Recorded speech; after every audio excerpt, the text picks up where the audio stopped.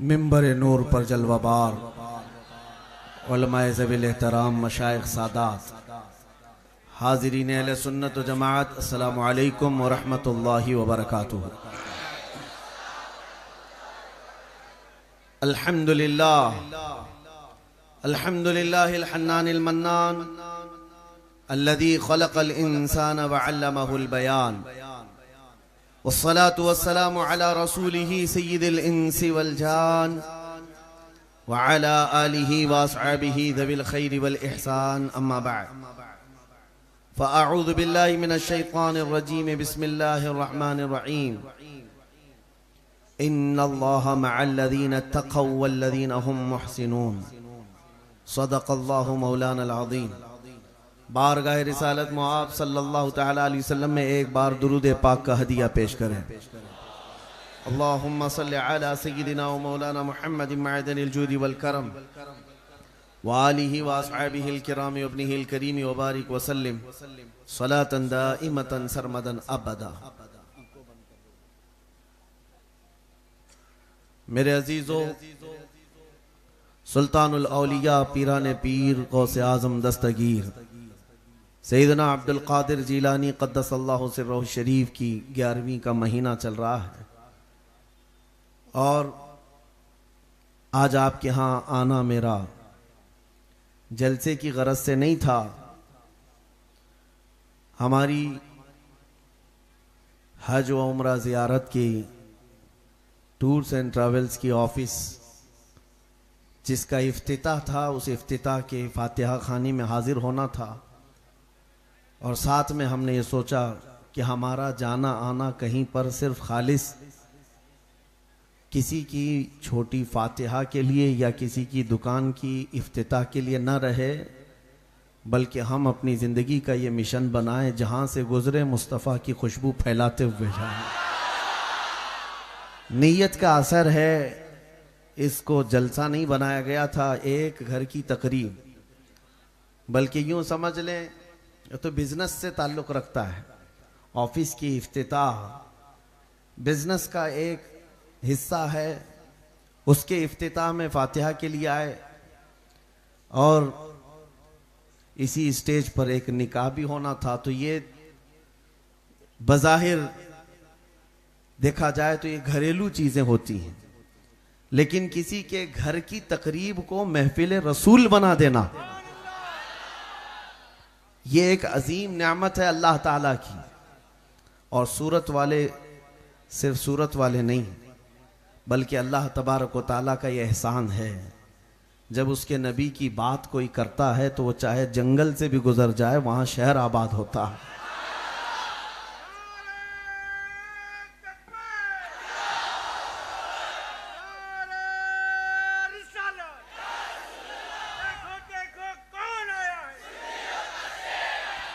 मेरे अजीजों, मेरा एक जुमला याद रखें, उस नबी की बात करो हर दिल पे राज करो। हमारे जलसे या हमारे प्रोग्राम के लिए अलग से पोस्टर लगाने की ज़रूरत नहीं पेश आती। ये मैं अपनी तारीफ के लिए नहीं कह रहा हूँ, इसलिए कि जब मुस्तफ़ा करीम सल्लल्लाहु ताला अलैहि वसल्लम के चर्चे होते हैं तो लोगों तक फैलाना और पहुँचाना ये मेरे मौला की शान है। रब तबारक व ताला उसकी तशहीर फरमाता है और लोगों के दिलों को माइल फरमाता है। आला हज़रत फ़ाज़िल बरेलवी रज़ी अल्लाह ताला अन्हु बरेली शरीफ में बैठ करके पूरी ज़िंदगी खिदमत करते रहे, मेरे नबी की अज़मत बयान करते रहे। लेकिन आज आप जाएं, अफ्रीका में जाएं, अमेरिका में जाएं, अरब में जाएं, जहाँ पर भी जाएं, जगह जगह से तुम्हें एक आवाज़ सुनाई देगी, डाल दी कल्ब में अज़मत मुस्तफ़ा सैयदी आला हजरत पे लाखों सलाम।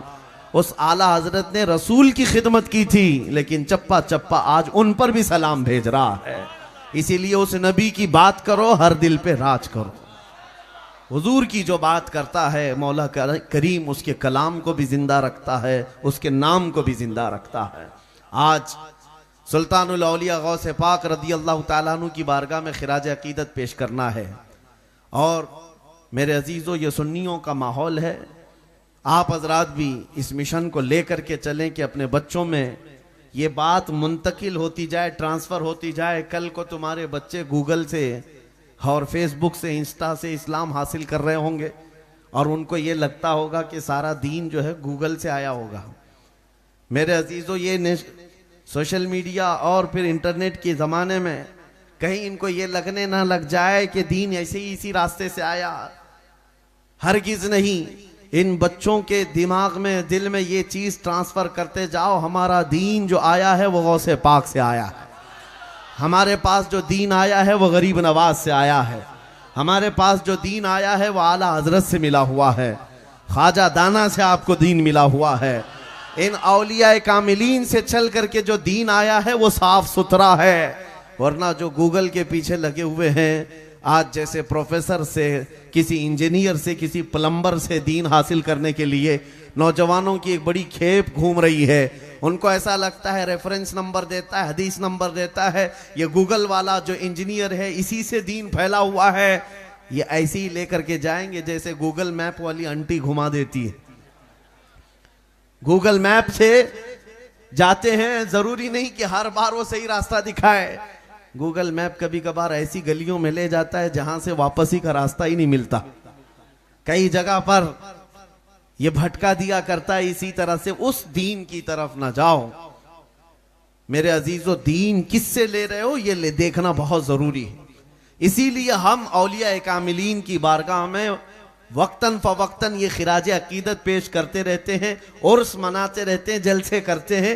एक ही मकसद है, हमारे बच्चों को ये हमेशा याद रहे कि दीन हमारा इन बुजुर्गों से मिला और इन बुजुर्गों से जो दीन छन करके आया है वो पाकीज़ा दीन है, जो नबी पाक सल्लल्लाहु अलैहि वसल्लम से सहाबा के सीनों में मुंतकिल हुआ, सहाबा से ताबाइन में आया, ताबाइन से अइम्मा मुज्तहिदीन में आया, उनसे औलिया कामिलीन में, फिर उलमा सालिहीन में, और फिर हमारे मोहल्लों तक दीन आया है। इसी दीन को फॉलो करते हुए जाओ, इंशाअल्लाह कदम रास्ते पर रहेंगे, कदम तुम्हारे सिराते मुस्तकीम पर रहेंगे। सुल्तानुल औलिया गौसे पाक रदी अल्लाह तआला अन्हु के दरबार में आप हजरात करामात बहुत सुनते आए हैं, लेकिन उनका जो मसलक है, उनका मजहब है, वो आज उलमा को भी और हम सबको भी याद करना ही नहीं बल्कि गुट्ठी में पिला देना जरूरी है।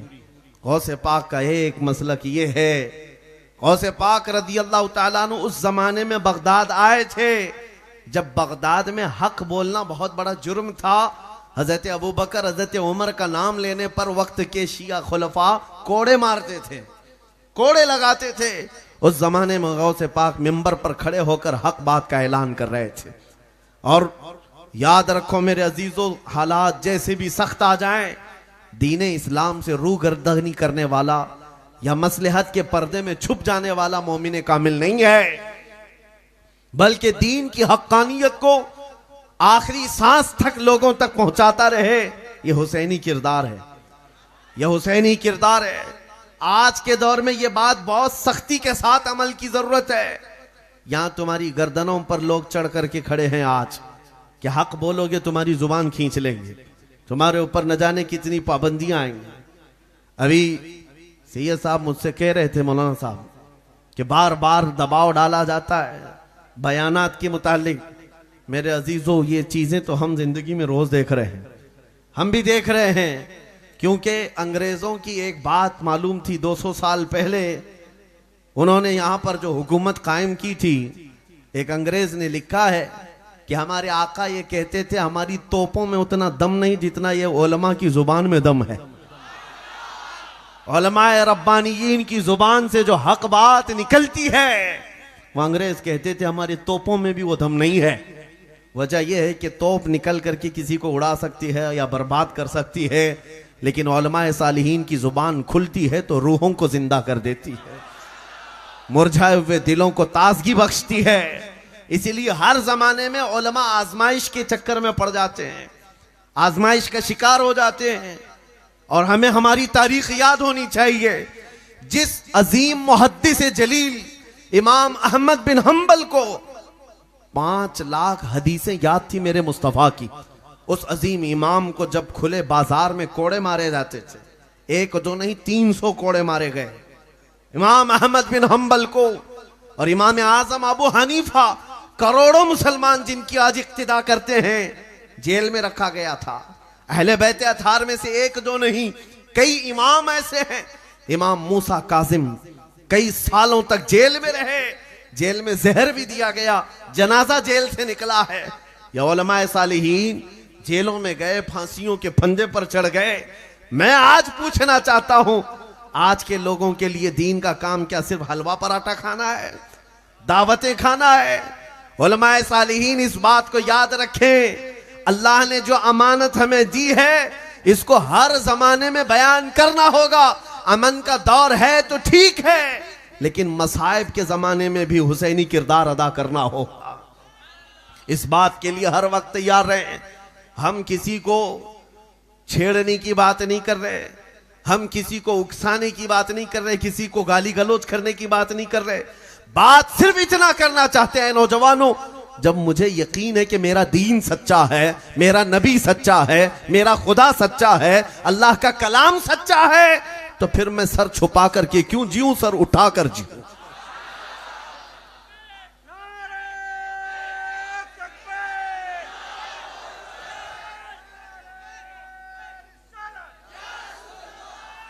छोटी छोटी चीजों पर बिलबिलाने वाले दीन की खिदमत में आए नहीं। आला हज़रत फाजिल बरेलवी रहमतुल्लाह अलैह ने फरमाया है, जिसको खौफ लगता है, खतरा महसूस होता है, वो बुज़दिल आदमी दीन की खिदमत में ना आए, वरना इस मिशन को खराब कर देगा, इस मिशन को खराब कर देगा। हाँ, अगर अपनी गर्दन, अपना सीना मुस्तफ़ा करीम सल्लल्लाहु अलैहि वसल्लम की मोहब्बत में जगमगाता है और उसका यकीन है कि अगर इस रास्ते में शहादत हो तो अल्लाह जन्नत अता करता है, तो उसे पीछे कदम हटाने की जरूरत नहीं, आगे बढ़ते चले जाए। इसलिए कि नबी करीम सल्लल्लाहु ताला अलैहि वसल्लम का एक जज्बा मैं आपको बताऊं, जंगे हुनैन के मौके पर मैं अपने मौजू पर आता हूं, इसलिए कि आज के दौर में जो लोगों को जिगर चाहिए वो जज्बे को मैं बेदार करना, मेरा मकसद सिर्फ इतना है। लोगों के, कुछ लोगों के दिलों पर यह जंग लगा हुआ है हालात को देख देख करके। मेरे अजीजों, ये हालात नए नहीं है हमारे, ये मक्का के दौर से चले हुए हालात हैं। अरे तुम तो वो हुसैनी किरदार वाले सुन्नी मुसलमानों, तुम्हें खौफ व खतर की क्या जरूरत है?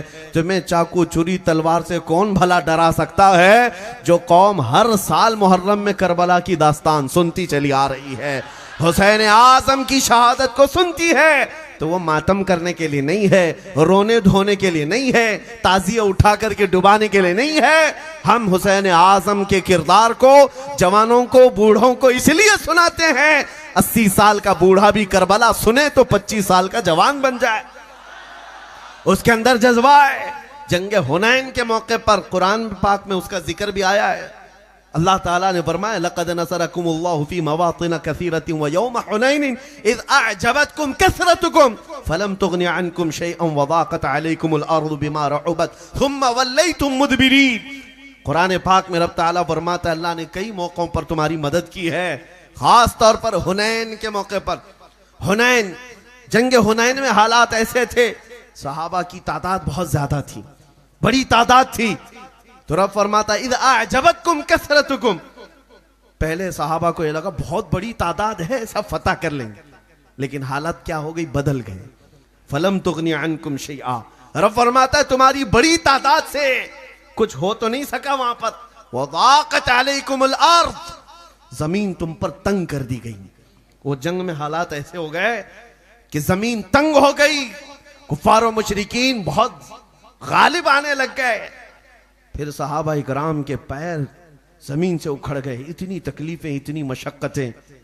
कुरान पाक में रब ताला फरमाता है सब इधर उधर मुंतशिर हो गए।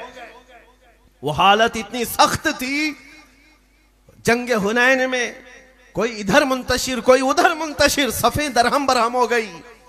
उस वक्त जो हदीस पाक में मिलता है, हजरत अबू बकर सिद्दीक फरमाते हैं, उस भरे मैदान में मैं देखा एक शख्सियत सीना सिपर होकर आगे बढ़ती हुई जा रही है, वो मेरे मुस्तफा करीम की जात। सब के सब वहां पर खूनखार भेड़िए सामने हैं और नबी पाक सल्लल्लाहु अलैहि वसल्लम आगे बढ़ते जा रहे हैं।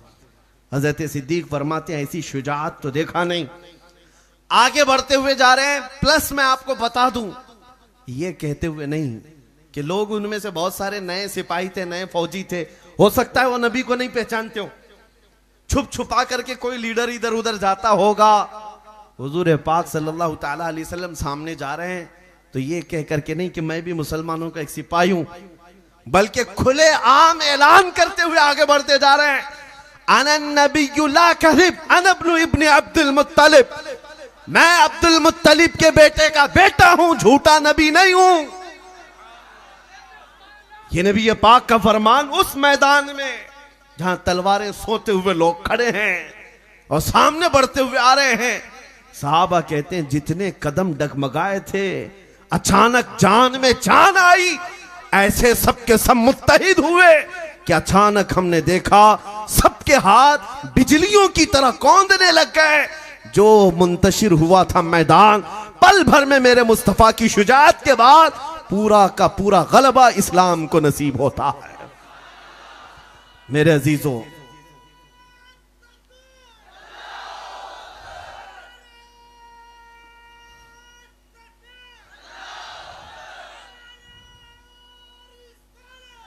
इस बात का आपको हमेशा एहसास हो, मुस्तफ़ा करीम सल्लल्लाहु अलैहि वसल्लम की उम्मत है तो मेरे नबी मेरे साथ। यकीन है कि नहीं है? नबी हमारे साथ है। और कुरान तो ये कहता है, रसूल पाक सल्लल्लाहु ताला अलैहि वसल्लम जब गारे सौर में थे, सिद्दीक अकबर कहते हैं कुफ्फार और मुशरिकीन ढूंढते हुए उस गार तक भी आ गए जहां ये हिजरत के वक्त पनाह लिए हुए थे। हजरत अबू बकर सिद्दीक कहते हैं अगर वो अपने पंजों को उठाकर देखते तो हम उनको साफ नजर आते। काफिर वहां तक पहुंच गए थे। गारे सौर, जो सौर पहाड़ी के ऊपर है, मक्का में 5000 फीट ऊंचा पहाड़ है, वहां तक भी पहुंच गए और सिर्फ पैर उठाकर देखते तो हुजूर भी दिख जाते, सिद्दीक अकबर भी दिख जाते। लेकिन उस वक्त हजरत अबू बकर कहते हैं मेरी धड़कन तेज हो गई, अब लगने लगा कि अब क्या होगा। रसूल पाक सल्लल्लाहु ताला अलैहि वसल्लम अबू बकर सिद्दीक के सीने पर हाथ मारते हैं और कहते हैं ला तहज़न इन्नल्लाह माना।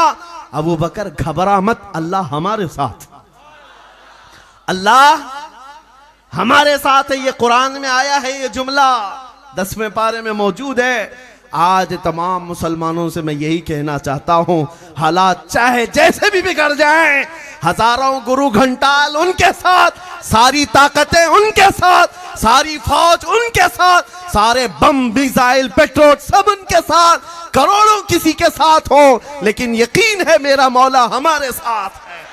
नारे तकबीर, नारे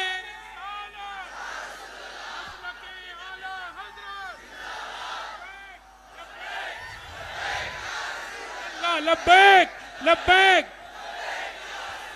लब्बैक लब्बैक लब्बैक या रसूल। मेरे अजीजों, ये अब हमने महसूस किया है कि हिंदुस्तान की ये सरजमीन नौजवानों की अब बेदार हो रही है। सुना है कुदसियों से मैंने कि वो शेर फिर होशियार होगा। इकबाल ने कहा था निकल करके सहरा से जिसने उलट दिया था तख्ते रोमा को, सहरा से निकला था वो नौजवान जिसने रोमन एम्पायर को पलट कर रख दिया था, पर्शियन एम्पायर को घुटने पर लाकर रख दिया था। वो कौन था? अरे वो 313 निहत्ते सहाबा जो मेरे मुस्तफ़ा के साथ निकले थे। मदीने तैयबा की तारीख आज दुनिया को अच्छी तरह से मालूम है। जानते हो हमारे नौजवानों को नशा पिला पिला करके ये दुनिया यही चाहती है कि कभी इनके दरमियान बदर की तारीख कोई ना बयान करे, कभी इनके दरमियान करबला की दास्तानों की हकीकत कोई ना बयान करे। इनको नशा पिलाते रहो, नशा खिलाते रहो और ये मस्त रहें। और तुम्हारे हर एक की मुट्ठी में मोबाइल का जो नशा आया है, इंटरनेट का जो नशा दिया गया है, पोर्नोग्राफी से कई अखलाक को कत्ल करके रखा गया है, आंखों का नूर छीन लिया गया है। वजह क्या है? ये दुनिया अच्छी तरह से जानती है ये मुस्तफा करीम के शेर हैं, जिस दिन बेदार हो जाएं कुत्तों की नींद हराम कर सकते हैं। इसलिए इनका सोना अच्छा है, इनका नशे में रहना अच्छा है, क्योंकि कुत्ते आज जिस तरह से जगह जगह मंडलाते हुए नजर आ रहे हैं। हमने देखा है जब शेर अपनी शेरगी छोड़ता है तो छोटे छोटे जानवर भी भौंकने लगते हैं, भौंकने लगते हैं। जो आज मेरे नबी पाक की शान में गुस्ताखी करने की जुर्रतें आ रही हैं, वजह यही है कि मुस्तफ़ा करीम सल्लल्लाहु ताला अलैहि वसल्लम की इज्जत और उनकी नामोस पर पहरा देने वाले सलाहुद्दीन कहाँ हैं हमारे, शहाबुद्दीन कहाँ हैं हमारे। दुनिया इस बात से खौफज़दा है आज मेरे गले पर भी कल फंदा लग जाए तो खौफ ना खाना मेरे अजीजों। मेरी जुबान बंद हो जाती है, मुझे मार दिया जाए तो डरने की जरूरत नहीं। ये बबांगे दुहल दुनिया को बताना, इस्लाम जिंदा होता है हर करबला के बाद। हमारी जानें रखी हैं इसलिए, मुस्तफा करीम की इज्जत के लिए। या रसूल अल्लाह करूं तेरे नाम पे जां फिदा, न बस एक जां दो जहां फिदा, दो जहां से भी नहीं जी भरा, करूं क्या करोड़ों जहां नहीं। हुजूर पाक के लिए अगर जान रखी गई है। और एक बात मैं आपको बता दूं, बहुत सारे लोग आज भी, जाहिर सी बात है, हर तकरीर को हमारी रिकॉर्ड करते हैं। आप लोगों की बात नहीं कर रहा हूं, हमारे रिश्तेदार साथ साथ चलते हैं हर जलसे में, बहुत सारी जगहों पर रिकॉर्ड करते हैं और कई कई घंटे उस पर रिसर्च भी करते हैं। इनमें क्या क्या है उनको मैं बाज़ाब्ता ये पैगाम देता हूं, मैं नबी पाक की इज्जत और अजमत पर आखिरी सांस तक बोलता रहूंगा। और अगर ये बोलना जुर्म है, ये जुर्म हम 1000 बार करते रहेंगे, ये जुर्म 1000 बार होगा। इसलिए कि आशिक सादिक आले रसूल मारा रवि रहमतुल्लाह ताला अलैह ने फरमाया था कि इश्क गर जुर्म है तो फांसी की सजा दी जाए। इश्क गर जुर्म है तो फांसी की सजा दी जाए, दरे महबूब पे लेकिन ये सजा दी जाए। हमारी भी ख्वाहिश इतनी है, हमारी भी ख्वाहिश इतनी है। अजीजा ने गिरामी वकारा, बात में असल जिस मौजू को लेकर चला था आता हूं आपके सामने। सबसे पहली बात यह है, तुम दीन इस्लाम पर कायम हो। कुरान कहता है हुवा सम्माकुमुल मुस्लिमीन, वो अल्लाह है जिसने तुम्हारा नाम मुसलमान रखा है। तो छुपा करके जीने की जरूरत नहीं। तुम क्यों टोपियां निकाल कर दाढ़ियां छिलाकर घूमते हो सेकुलर बनने के चक्कर में? दुनिया क्या चाहती है? तुम्हें मॉडर्न बना करके, एक अय्याश जवान बना करके। मेरे अजीजों, ए नौजवानों, सूरत के नौजवानों, एक चीज तुम्हारी मैं बता दूं, एक चीज, जो ये शक्लें आज नजर आ रही हैं इसलिए कि आप जलसे गौसे पाक में आए, अल्लाह और उसके रसूल का जिक्र सुनने आए, सरों पर टोपियां हैं, चमकते हुए चेहरे हैं। काश ये जिंदगी भर हो जाए तो कई कीड़े दम तोड़ दे। वैसे ही, क्योंकि अल्लाह ने सुन्नते मुस्तफा वाले चेहरे पर रौब रखा है, रौब रखा है। अगर तुम्हारा ये हुजूर की सुन्नतों पर चलने का जज्बा जवान हो गया, बाकी और सारी चीजों की जरूरत भी पेश नहीं आएगी तुम्हें। सबसे पहली चीज यही है कि तुम आ जाओ उस नक्शे कदम पर जहां मेरे मुस्तफा ने अपने सहाबा को छोड़ा था। उस पॉइंट पर आ जाएं, बस हमारे लिए काफी है। और मेरा मिशन भी यही है। आपसे मैं बात ये कर रहा हूं, अल्लाह ने तुम्हारा नाम मुसलमान रखा, अल्लाह ने रखा, और तुम सेकुलर बन करके ऐसे बनना चाहते हो कि लोग तुम्हारा नाम पूछ करके मालूम करें कौन है ये, इधर वाला है उधर वाला। नाम से भी नहीं मालूम होता। कभी कोई नाम राजा बताता है, राजा इधर भी है उधर भी है, फिर उसके बाप का नाम पूछना पड़ता है, तुम्हारे बाप का नाम क्या है? तो कहते हैं सोनू, उधर भी है इधर भी है। तुमसे भी नहीं पता चला, तुम्हारे बाप से भी नहीं पता चला, फिर आदमी को तुम्हें पहचानने के लिए दादा तक जाना पड़ता है। मेरे अजीजों, ये कोई लतीफा नहीं, बहुत सारे लोग इस बात की कोशिश कर रहे हैं आज। मैं उनसे ये कहता हूं, तुम्हें पहचानने के लिए बाप दादा तो दूर की बात, तुम्हारा नाम पूछने की भी जरूरत ना है। तुम्हारी चाल चलन देख करके दुनिया पुकारे, इसके जिस्म से मुस्तफा की खुशबू आती है, मदीने के ताजदार का गुलाम लगता है। तुम्हारी चलत फिरत ही काफी हो जानी चाहिए। मुझे पता है, मैं इस बात के फख्र के साथ, इस लिबास के साथ हर जगह घूमता हूं, हर जगह जाता हूं। मैं चाहे स्टेशन पे हूं, एयरपोर्ट पे हूं, मैं अपने अमामे के साथ जाता आता हूं। लोगों को लगता होगा कि हर एक हमारी तरफ देख रहा है, शर्म आ जाए। नहीं, हमें तो खुशी होती है नबी के गुलाम को कोई देख रहा है। याद तो आ जाए 1400 साल पहले निकली हुई ये जमात थी नबी पाक सल्लल्लाहु ताला अलैहि वसल्लम की, जिसका हाल ये था, वो मदीने के सहराओं से निकले थे ये ऐलान करते हुए, दश्त तो दश्त है दरिया भी न छोड़े हमने, बहरे जुल्मात में दौड़ा दिए घोड़े हमने, दी अजाने कभी यूरोप के कलीसाओं में तो कभी अफ्रीका के तपते हुए सहराओं में। आ गया ऐन लड़ाई में गर वक्त नमाज, किबला रूहों के जमीन बोस हुई कौम हिजाज। एक ही सब में खड़े हो गए महमूद अयास, ना कोई बंदा रहा ना कोई बंदा नवाज।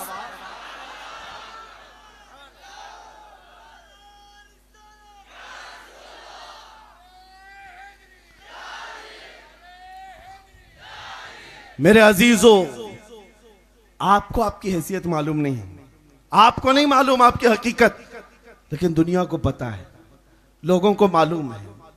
आज मुट्ठी भर जमात भी लोगों के लिए मसला बन जाती है। आप नहीं देखते, दुनिया पूरी आज भी इस मौके पर भी एक तरफ खड़ी हुई नजर आती है और निहत्थे फिलिस्तीन के बच्चों को मार मार करके, काट काट करके, तोड़ तोड़ करके, पूरे घर बर्बाद करके भी वो इंसाफ वाले लोग हैं। हाँ, वो डिफेंस वाले लोग हैं। 5000 बच्चों का कत्ल हो जाए फिर भी वो डिफेंस वाले लोग हैं। और ये छोटे छोटे बच्चे आतंकवाद हैं, ये टेररिस्ट थे। यही तो दुनिया आज किस बेशर्मी के साथ कह रही है, अरे दूध पीते हुए बच्चे कत्ल कर दिए गए, मार दिए गए, उनका क्या कसूर था? एक दो नहीं, माओं के पेट में मौजूद बच्चे हिलाक कर दिए गए, हमला औरतें मर गई हैं, उनका क्या कसूर था? वो कौन सा आतंक मचाए हुए थे? दुनिया दुगले में यार पर आज अमल करती है। पता ये चलता है असल मसला दहशतगर्द, टेररिज्म, आतंकवाद का है ही नहीं। सिर्फ और सिर्फ अगर कोई चीज चुभती है तो वह इस्लाम चुभता है, ईमान चुभता है लोगों को। और सारी ताकतें लेकर आज के जमाने में, हाई टेक्नोलॉजी के दौर में, सुपर पावर ताकतें लड़ने के लिए छोटे बच्चों के सामने खड़ी है। अल्लाह उन बच्चों को सदा सलामत रखे, सदा सलामत रखे। मैं तो यकीन के साथ कहता हूं, उनका ईमान शायद आज के पूरी दुनिया के मुसलमानों के ईमान की तरह नहीं है। सारे मुसलमानों का ईमान एक जगह, उन निहत्थे बच्चों का ईमान एक जगह। वो जालिम नमरूद और फिरौन को अपने सामने देखते हैं। 6 साल की उम्र का बच्चा भी कंकर उठाकर मुकाबला करने की ताकत रखता। यह जज्बा ईमान के साथ आता है। और मैं यही चाहता हूं, जब तुम दीन हक के साथ हो, ये दुनिया हकीकत है नहीं, यूं भी किसी बिस्तर पर पांव रगड़ रगड़ करके मरना ही है। तो मेरे अजीजों, मैं ये कहता हूं, जब दुनिया से जाना ही है, मेरे मुस्तफा का नाम बुलंद करके क्यों ना जाए, रब की रजा हासिल करके क्यों ना जाए, दीन हक की तबलीग करके क्यों ना जाए। इस मिशन पर अमल करो। अब आओ गौसे पाक की दरबार में। सुल्तानुल औलिया गौसे पाक रज़ी अल्लाह ताला अन्हु मिंबर पर खड़े होकर खुतबा दे रहे थे डरने वाले लोगों के लिए। यह वाकया बार बार धड़कनें जिसकी बढ़ जाती हैं, डर और खौफ से कल क्या होने वाला है। गौसे पाक रज़ी अल्लाह ताला अन्हु मिंबर पर खड़े होकर खुतबा दे रहे हैं। अचानक एक छत से सांप आपके ऊपर गिरा। काला सांप था और ऐसे कि आपके गले के अंदर से गुजरा, आस्तीन में से आया। आपका बयान जारी है कंटिन्यू। यहां अगर चील कौवा भी उड़े तो सब उधर इधर हो जाएंगे। गौसे पाक के जिस्म पर सांप, और वो भी आस्तीन से निकल करके बाहर आया और अपना चेहरा गौसे पाक के चेहरे की तरफ किया, जैसे कोई डंक मारे, डस ले। आपका बयान जारी रहा। उसका खौफ ऐसा था कि मजमे में हालत खराब थी लोगों की। वो कभी सांप इधर आया, कभी उधर गया। थोड़ी देर के बाद फिर वो वापस जिस रास्ते से आया था निकल कर चला गया। सुल्तानुल औलिया गौसे पाक का बयान जूं का तूं जारी रहा, कंटिन्यू हो गया, खत्म हो गया। लोग दौड़े हुए आए और पूछा पीराने पीर से, ये क्या माजरा था? इतना खतरनाक सांप आपके गले में फंदा डाले हुए इधर से उधर लटक रहा है, आप बयान कंटिन्यू जारी रखे हुए हैं। सुनो जवाब मेरे गौस का। गौसे पाक फरमाते हैं, मैं उस कादिर का बंदा अब्दुल कादिर हूं, उस कादिर का बंदा अब्दुल कादिर हूं, कुदरत वाले मौला का। ये तो एक कीड़ा है, जो सांप आया था वो एक कीड़ा है।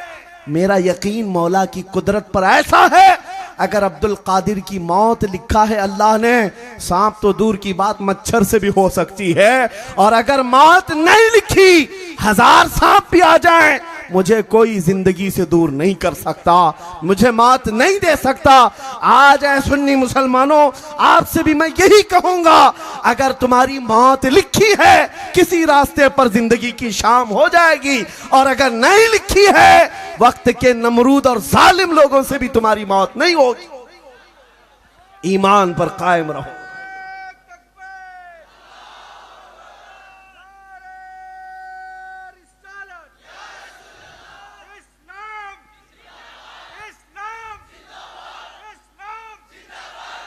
मेरे अजीजों, अभी और भी दुनिया देखनी बाकी है।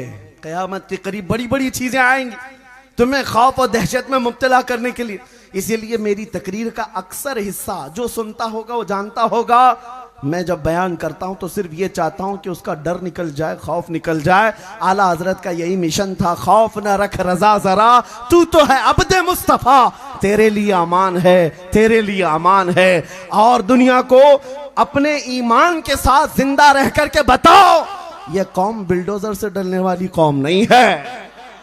ये कौम नबी पाक सल्लल्लाहु ताला अलैहि वसल्लम की मोहब्बत में और उनके इश्क में जीने वाली। हकीकत में हमारी जिंदगी तो वो जिंदगी है जहां पर तुम भी आओगे, हम भी आएंगे और फिर देखेंगे अर्श हक है मसनदे रिफात रसूलुल्लाह की। अरे देखनी है हश्र में इज्जत रसूलुल्लाह की।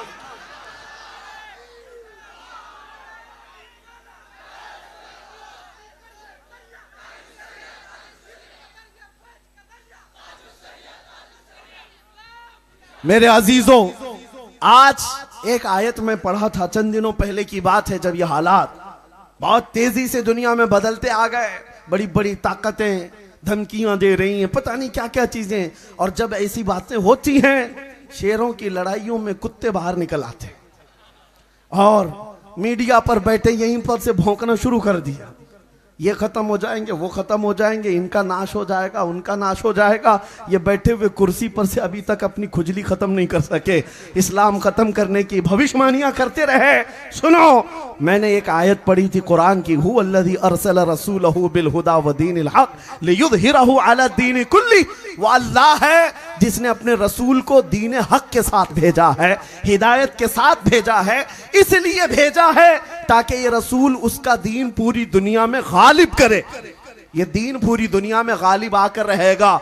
हमने ये बात की तो किसी साहब ने मॉडर्न ख्यालात के वो कहने लगे, आज के दौर में भी आप ये आयत पढ़ रहे हैं, ये दीन कैसे गालिब आएगा जबकि आपके टुकड़े हो रहे हैं, छितड़े उड़ाए जा रहे हैं। मौलाना स्टेज पर बैठ कर के आप ये चिल्ला रहे हो दीन गालिब आएगा। मैंने कहा एक गज्जा नहीं और 1000 गज्जा हो जाए फिर भी मेरा यकीन है ये दीन गालिब आएगा। क्यों न घबराओ मुसलमानों, अभी खुदा की शान बाकी है, अभी इस्लाम जिंदा है, अभी कुरान बाकी है। ये जालिम काफिर क्या समझते हैं जो रोज हमसे उलझते हैं? अरे अभी करबला का आखिरी मैदान बाकी है। नारे तकबीर, नारे रिसालत, अज़मते इस्लाम, दीने इस्लाम, अज़मते मुस्तफ़ा, फैज़ाने हुजूर ताजुश शरिया, खलीफे हुजूर ताजुश शरिया। मेरे अजीजों, इस बात पर अमल करते हुए चलो, गौसे पाक रज़ी अल्लाह ताला अन्हु का मसलक, उनका मजहब। आपको एक नाम मैं बताऊं, सुल्तान सलाहुद्दीन अय्यूबी का। कौन नहीं जानता? ये वो नाम है, ये वो नाम है जिसका नाम लेकर के पुराने जमाने में यहूदी और ईसाई माएँ अपने बच्चों को थपक के सुलाती थी, सो जा नहीं तो सलाहुद्दीन आ जाएगा। यह हमारी बात नहीं कर रहा हूं, तारीख में लिखी हुई बात में पेश कर रहा हूं। हालांकि वो कोई जालिम बादशाह का नाम नहीं है, कोई सख्त गिर जर्नेल का नाम नहीं है। आज भी अंग्रेज मुअर्रिख जो तारीख लिखे हुए हैं वो सलाहुद्दीन का अदब करते हैं, एहतराम करते हैं और कहते हैं ऐसा जर्नेल हमने नहीं देखा जो हजारों की तादाद में अपने सामने आए हुए कैदियों को आजाद करता था, सलाहुद्दीन। लेकिन आपको मैं बताऊं, उस सलाहुद्दीन अय्यूबी की जो सबसे बड़ी करामत है वो बैतुल मुक़द्दस की फतह, जिसके लिए वो जीता रहा, जिसके लिए उसने पूरी जिंदगी वक्फ कर डाली, बैतुल मुक़द्दस फतह किया। लेकिन एक तारीख की सच्चाई आज मैं बयान करूं, आपको पता है सलाहुद्दीन का नाम सिर्फ सुन्नी नहीं लेते, सब लोग लेते हैं, वहाबी भी लेते हैं, देवबंदी भी लेते हैं, अहले हदीस भी लेते हैं। सब कहते हैं हीरो था इस्लाम का, हीरो था इस्लाम का। लेकिन सबको मैं एक तारीख बता दूं, सलाहुद्दीन अय्यूबी बैतुल मुक़द्दस को जब फतह किया, उसको फतह करने वाली जो लश्कर, उसके साथ जो लश्कर था, लश्कर का सिपह सालार गौसे पाक का खलीफा था। सलाहुद्दीन अय्यूबी गौसे पाक का परवरदा है। और एक दो नहीं, फौज में हजारों ऐसे थे जो गौसे पाक के शागिर्द थे। गौसे पाक के शागिर्द थे।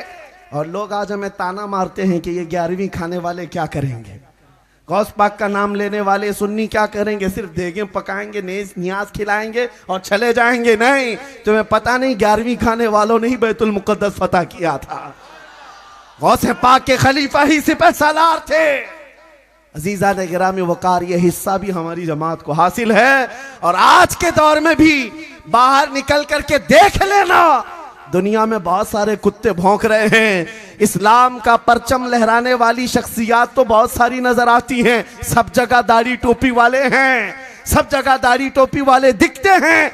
लेकिन पूरी दुनिया को अगर कोई मुस्तफा करीम के इश्क में मैदान में ऐसा जज्बा दिया है कि गली में जाओ, कूचे में जाओ, 8 साल का बच्चा हो कि 80 साल का बूढ़ा हो, एक नारा लगाता है लब्बैक या रसूल अल्लाह। ये नारा देने वाला एक आशिक रसूल भी अहले सुन्नत व जमात का खादिम हुसैन था।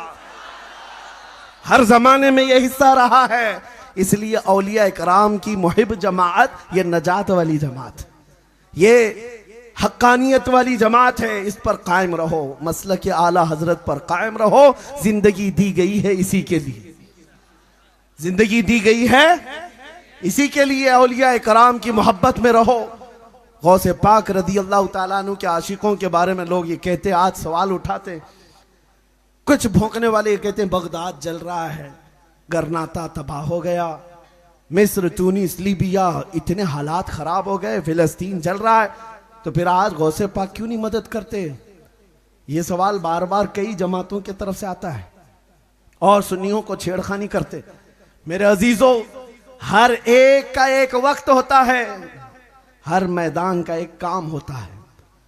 इल्जामी जवाब के तौर पर मैं ये कहता हूं, ये बात तो तुम मानते हो, चलो गौस पाक बगदाद में, फिलिस्तीन में क्या अल्लाह रब्बुल इज्जत की रहमत नहीं है? क्या तुम इनकार करोगे इस बात की? और वो अल्लाह जो अपने बंदों से 70 माओं से ज्यादा मोहब्बत करता है, तो फिर वो अल्लाह का है। तुम गौस पाक पर जिस तरह सवाल कर रहे हो, अल्लाह पर भी तुम जवाब सवाल करने लग जाओगे कल। कुछ इम्तिहानात की घड़ियां होती हैं और इम्तिहान के वक्त जब गुजरता है बंदा, तो उसको इम्तिहान देने के लिए छोड़ा जाता है ताकि वो उसकी इस्तिकामत का इम्तिहान हो।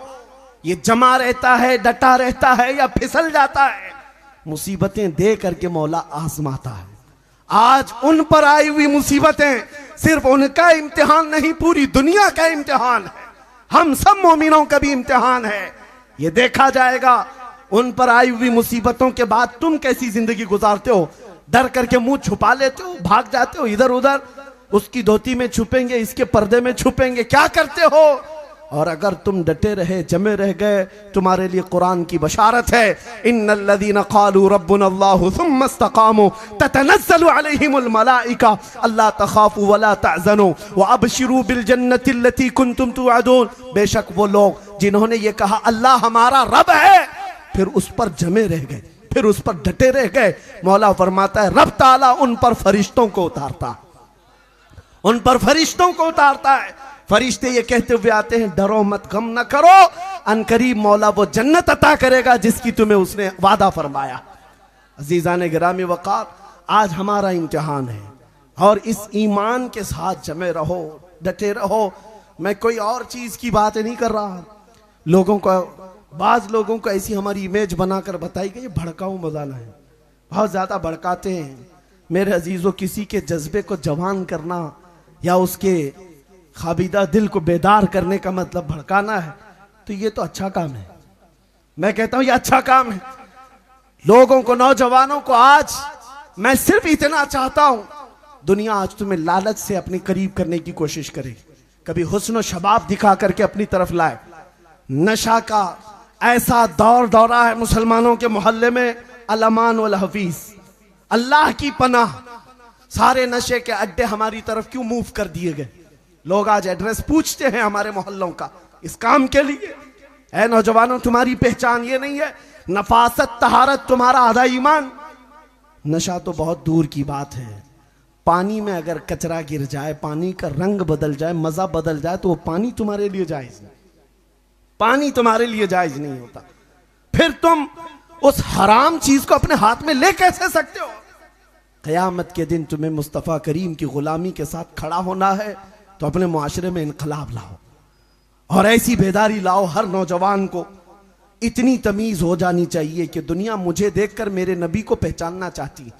आज तुम रास्ते पर चलते हो तो ये नहीं कि तुम्हारा नाम अहमद है, अब्दुल्ला है, खालिद है, फदा है और सिर्फ तुमको जानती है, बल्कि तुम्हारे बुरे कदम की वजह से दुनिया हुजूर पर उंगली उठा सकती है। ये मोहम्मद अरबी का गुलाम देखो, इसकी हरकतें कैसी हैं। इसीलिए मेरे अजीजों, मुझे एक बात याद आती है। एक नौजवान बरतानिया में बस का सफर कर रहा था, कंडक्टर ने उसको हाफ पैनी ज्यादा दे दिया था। वहां का जो पौंड है उसका हाफ वो पेनी वो थोड़ा सा ज्यादा उसने दे दिया, इसने रख लिया। आधा पौंड ज्यादा दिया था और नौजवान वो रख लिया और कहा गलती से दिया होगा इसने, रख लेता हूं। सफर 1 घंटे का था, दिल में बार बार सोचता रहा वापस कर दूं कि रख लूं, वापस कर दूं कि रख लूं। फिर सोचा इस हाफ पैनी से उसका क्या होने वाला है, कंडक्टर का, रख लेता हूं, मेरा ही भला होगा। पूरे सफर तक वो रखा रहा। बस से उतरने वाला था, दिल नहीं माना, सोचा कि मेरा भी क्या होने वाला है, ज्यादा तो फायदा नहीं है। उस कंडक्टर को जाकर के उसने आधा पाउंड वापस कर दिया, आपने टिकट में मुझे ये ज्यादा दे दिया था, रख लीजिए वापस। उसने ले लिया। उसके बाद हाथ पकड़ करके कहा, पिछले कई सालों से मैं इस्लाम का मुताला कर रहा हूं, मोहम्मद अरबी की सीरत पढ़ रहा हूं और मैंने उनकी सीरत में एक बात पढ़ी कि वो सबसे ज्यादा अमानतदार थे। मक्का वाले उनकी अमानत पर यकीन रखते थे और मैं इस्लाम कबूल करना चाहता था, लेकिन उससे पहले मैं एक एग्जाम लेना चाहता था किसी मुसलमान से कि उस मोहम्मद अरबी की अमानत अभी बाकी है या नहीं। मैंने जानबूझ करके आधा पाउंड तुझको ज्यादा दिया था, ये देखने के लिए कि मोहम्मद अरबी की अमानत अभी है या नहीं। तूने वापस करके अपने नबी की अमानत को जिंदा करके दिखाया है और मैं इस्लाम कबूल करता हूं। मेरे अजीजों, नौजवान नीचे उतर करके आया और अपने दिल को पकड़ लिया। हाफ पैनी या आधा पाउंड, हो सकता है कि इस्लाम को ही वो बेच देता, अभी इस्लाम बेच देता। अगर वो रख लेता तो उसके दिल के अंदर क्या होता कि नबी पाक की अमानत खत्म हो गई।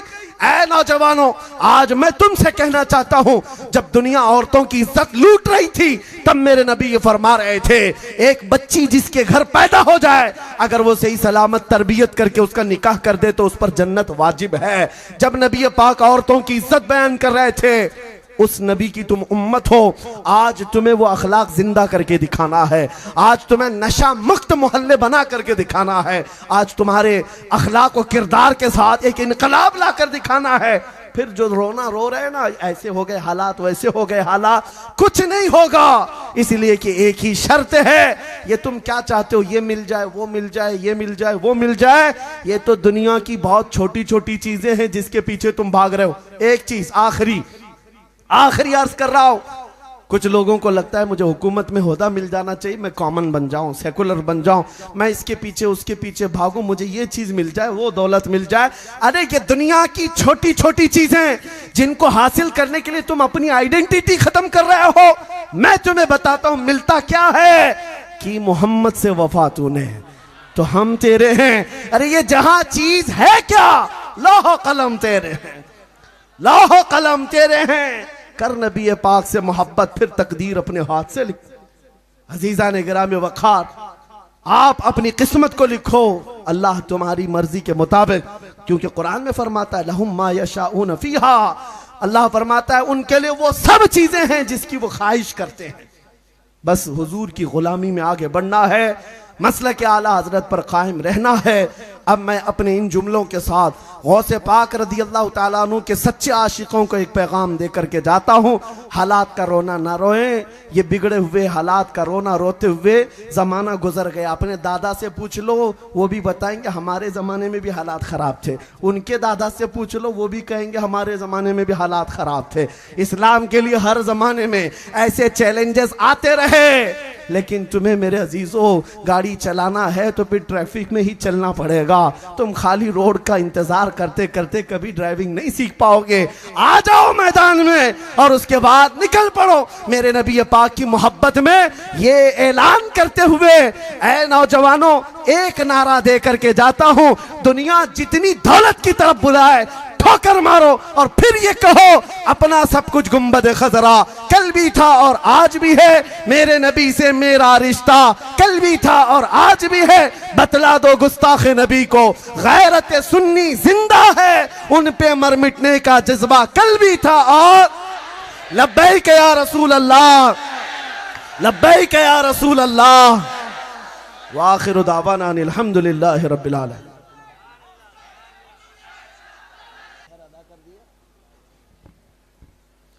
इस निकाह की तकरीब में दूल्हा खान आराफ एजाज, दुल्हन सना शेख सरफराज, दुल्हन की तरफ से इजाज़त शुदा वकील है शेख वसीम अकरम अब्दुल गफूर। दोनों की जानिब से एक एक गवाह, गवाह अव्वल शेख आबिद शमशुद्दीन, गवाह दुवम पठान नदीम खान निसार खान। और इस निकाह में दूल्हे की जानिब से दुल्हन के लिए जो महर तय पाया है वो 11,000 रुपये नकद जो अदा किया जा चुका है। आप तमामी हाजिरीन मजलिस भी इस निकाह के गवाह बन जाए। निकाह की तकरीब से पहले कुछ बातें मेरा मामूल है नसीहत के तौर पर अर्ज़ करता हूँ। नबी पाक सल्लल्लाहु अलैहि वसल्लम का फरमान आली शान है, निकाह को इतना आसान बना दो कि जिना करना मुश्किल हो जाए। निकाह को आसान करो। इस नौजवान बच्चे का निकाह 2 दिन पहले ही था, लेकिन हमारी आमद के इंतज़ार में उसको मौखर किया और सादगी में इसी मिंबर पर बैठ करके निकाह खानी कर ली या निकाह की तकरीब अदा कर रहा है। इसके लिए भी दुआ है और आप तमामी हजरात के लिए भी दुआ। जितने ताम झाम बनाए हुए हैं निकाह को सख्त बनाने के लिए आज लोग, ये सब चीज़ें निकाल दो। मुसलमानों के मुआशरे में ये सब चीज़ें नहीं होनी चाहिए जिसकी वजह से बच्चियां जवान होकर घरों में बैठी। कितने नौजवानों को उनके माली गुर्बत की वजह से न लड़कियां मिलती हैं, क्योंकि सब ने बनाया है निकाह करने के लिए कम से कम 10-12 लाख रुपया चाहिए, शादी महल बुक होना चाहिए, कार्ड छपने चाहिए, कम से कम 500,000 लोगों का खाना होना चाहिए और सारी मुसीबतें दुल्हन के घर वालों पर डाली जाती हैं। ये एक ऐसी मुसीबत है, अगर ये कंटिन्यू जारी रहा तो बाद में फिर बाप बेटी के पैदा होने पर मुंह बिगाड़ लेगा। खर्चा करने वाली आ गई। मेरे अजीजों, इस मुसीबत से तो इस्लाम ने नजात दिया है। अरब इसीलिए तो अपनी बेटियों को बहुत जल्दी ही गर्दन मरोड़ करके दफन कर देते थे जब बेटी पैदा होती। क्या वो जहालत का रिवाज हम फिर से लाना चाहते हैं? हरगिज नहीं। अल्लाह ने मर्दों को 2 हाथ दिए हैं, कमाओ और अपनी बीवी को खिलाओ। अपनी बीवी के बाप से भीख मांगने वाले नौजवान, मैं उनको दूल्हा नहीं कहता, वो इंटरनेशनल फकीर है। जहेज की भीख मांगने वाले, कार चाहिए, बाइक चाहिए और अपनी दुल्हन के बाप से सब चाहिए। अरे शादी का जोड़ा भी उसी से चाहिए। नंगे आए थे क्या दुनिया में? यानी बीवी के बाप से हर चीज चाहिए, माल भी चाहिए, जोड़ा भी चाहिए, कार भी चाहिए, बाइक भी चाहिए। इतना सब अगर चाहिए तो मैं उसको मशवरा देता हूँ, एक कटोरी ले ले, मस्जिद के बाहर बैठ जा। लोग एक एक सिक्का डालते जाएंगे, बहुत पैसा आ जाएगा। मेरे अजीजों, इसको भी भीख मांगना कहा जाता है। इस रिवाज को ख़त्म किया जाए। मैं उन नौजवानों को देखना चाहता हूँ जो नौजवान ये अहद करके उठे कि मैं अपनी ख्वाहिश के लिए नहीं, मेरे मुस्तफ़ा की सुन्नत पर निकाह करूँगा, हुजूर की शरीयत पर मैं निकाह करूँगा। नौजवानों, तुम दिलेर हो, जवान हो, अल्लाह ने हाथ दिए, कमाओ। उस नाजुक औरत को घर लाए, अपने हाथों से उसको खिलाओ। मेरे आका ने फरमाया अपनी औरत को एक लुकमा खिलाना भी एक सदक़े का सवाब है। दूसरी बात, निकाह करने से पहले हुजूर पाक ने फरमाया हर मर्द निकाह के पहले 4 चीज़ें देखता है। या तो औरत की खूबसूरती देखकर उससे निकाह कर रहा होता है, या औरत का बड़ा घराना देख करके, बड़ी ख़ानदान वाली है, ये निकाह कर रहा होता है। फिर हुजूर फरमाते हैं या तो फिर उसका बहुत माल देख करके निकाह करता है, बहुत मालदार औरत है। चौथा ये कि या तो उसकी दीनदारी देख कर निकाह करता है। हुजूर फरमाते हैं जो सिर्फ खूबसूरती देख करके निकाह किया, शादी के बाद अल्लाह उसको फितने में मुब्तला कर देगा। हुजूर फरमाते हैं फितने में मुब्तला हो जाएगा।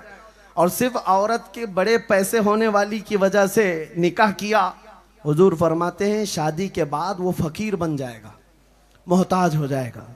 और सिर्फ खानदान, बड़ा खानदान देख करके निकाह किया, कौम के अंदर वो जलील हो जाएगा। और हुजूर फरमाते हैं जिसने औरत के अखलाक व किरदार और दीन को देखकर निकाह किया, मेरे आका फरमाते हैं मौला उसे यहां भी बरकत देगा, वहां भी बरकत देगा। हाँ, सबसे पहली चीज अपनी दुल्हन में ये देखो कि वो खातून नबी पाक सल्लल्लाहु ताला अलैहि वसल्लम की शरीयत पर कितना चलती है, कुरान कितना पढ़ी हुई है, दीन कितना है। मैं अभी अभी अपने बयान में जो एक जिक्र किया, अभी आपके जहन को करीब करते हुए एक बात बताता हूं। एक नौजवान है, कुर्द का रहने वाला, इराक का नौजवान, जिसका नाम नजमुद्दीन, और वो शादी नहीं करना चाहता था, शादी ही नहीं करना चाहता है। माँ बाप बार बार कहते थे उसको कोई लड़की नहीं पसंद आती। ऐसा नौजवान हो, ये नहीं है कि काली है पीली है, ऊंची नाक है छोटी नाक है, नहीं, उस नौजवान का मसला ही अलग था। एक दिन एक बुजुर्ग उसके जो उस्ताद थे मस्जिद में, उससे समझाने के लिए बुलाए, कहा कि बेटा शादी कर ले, माँ बाप की ख्वाहिश है, माँ बाप की ख्वाहिश है। वो कहता है ठीक है आपकी बात पर मैं शादी करने को तैयार हूं, लेकिन एक शर्त है, मुझे एक ऐसी लड़की चाहिए जो मुझे दुनिया से निकाल करके अल्लाह तक पहुंचाए। पहली शर्त यह है, मुझे दुनिया से निकाल करके अल्लाह तक पहुंचाए, और फिर जब वो मेरे बिस्तर में आए और उससे मेरे कोई औलाद पैदा हो तो ऐसा लड़का पैदा हो जो बैतुल मुकद्दस फतह करे। इसलिए मैं निकाह के लिए अभी तक इंतजार कर रहा हूं। उस बुजुर्ग ने कहा मियां बड़ी शर्तें हैं तेरी, तो ये कहां से कौन लेके आएगा, कौन लड़की को देखेगा, जा तू तो ऐसी कुंवारा रह जाए, देखते हैं कौन लड़की आएगी। मेरे अजीजों, वो मस्जिद में बैठे ही थे, एक खातून पर्दे में आई, मगरिब की नमाज हो चुकी, उस बुजुर्ग इमाम के पास आई, कहा कि हुजूर मुझे एक मसला है। कहा क्या है? कहा घर वाले मेरी शादी कराना चाहते हैं और वो बड़े घराने में शादी कराना चाहते हैं, मेरा रिश्ता बहुत अच्छी जगह से आया है, मैं नहीं करना चाहती, आप अगर बोलेंगे तो मेरे घर वाले मान जाएंगे। उस बुजुर्ग ने कहा तुझे क्या फर्क पड़ता है, शादी की उम्र हो गई, शादी कर ले। खातून कहती है नहीं, मैं अपने घर वालों को बार बार कहती हूं नहीं करना है शादी, नहीं करना है। कहा क्यों नहीं करना चाहती? लड़की कहती है मैं चाहती हूं मुझे ऐसा शोहर मिले जो मुझे दुनिया से निकाल कर अल्लाह तक पहुंचाए, और मुझे ऐसा शोहर मिले कि जिसके साथ मैं जिंदगी गुजारूं, मेरा कोई बेटा हो तो बैतुल मुकद्दस फतह करे। उस बुजुर्ग की बाँछें खिल गई। ये नौजवान अभी मुझसे ये कह रहा है, लड़की आई अभी ये कह रही है। उसी मस्जिद में निकाह हो गया, निकाह हो गया, दोनों को रुखसत किया गया। यही वो जोड़ा है जिससे पैदा होने वाले का नाम सलाहुद्दीन अय्यूबी है।